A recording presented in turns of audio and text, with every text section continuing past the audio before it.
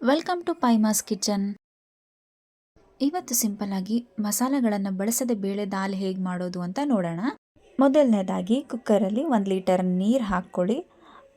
ಅದಕ್ಕೆ 1 ಸ್ಪೂನ್ ಎಣ್ಣೆ, ಚಿಟಿಕೆ ಅರಿಶಿನ ಹಾಗೂ ತೊಳೆದಿಟ್ಕೊಂಡಿರೋ ಸಾಂಬಾರ್ ಬೇಳೆ ಮತ್ತು ಹೆಸರು ಬೇಳೆ ಎರಡನ್ನೂ ಹಾಕಿ, ನಂತರ ಅದಕ್ಕೆ ಕಟ್ ಮಾಡಿ ಇಟ್ಕೊಂಡಿರೋ ಈರುಳ್ಳಿ, ಟೊಮ್ಯಾಟೊ, 4ರಿಂದ 5 ಹೆಸಳು ಬೆಳ್ಳುಳ್ಳಿ, ಹಸಿರು ಮೆಣಸಿನ್ಕಾಯಿ ಇದಿಷ್ಟನ್ನು ಹಾಕಿ ಲಿಡ್ ಕ್ಲೋಸ್ ಮಾಡಿ 2ರಿಂದ 3 ವಿಸಲ್ ತಗೊಳ್ಳೋಣ.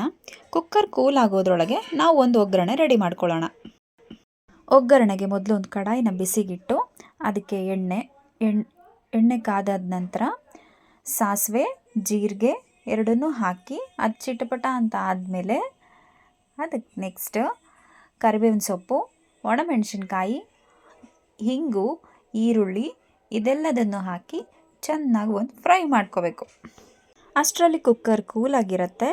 ಬೇಳೆ ಬೇಯಿಸ್ಕೊಂಡಿರೋ ನೀರನ್ನು ತೆಗೆದು ಕಡಾಯಿಗೆ ಶಿಫ್ಟ್ ಮಾಡಬೇಕು. ಅದಾದಮೇಲೆ ಬೇಳೆ ಮತ್ತು ಟೊಮೆಟೊನ ಚೆನ್ನಾಗಿ ಸ್ಮ್ಯಾಶ್ ಮಾಡಬೇಕು.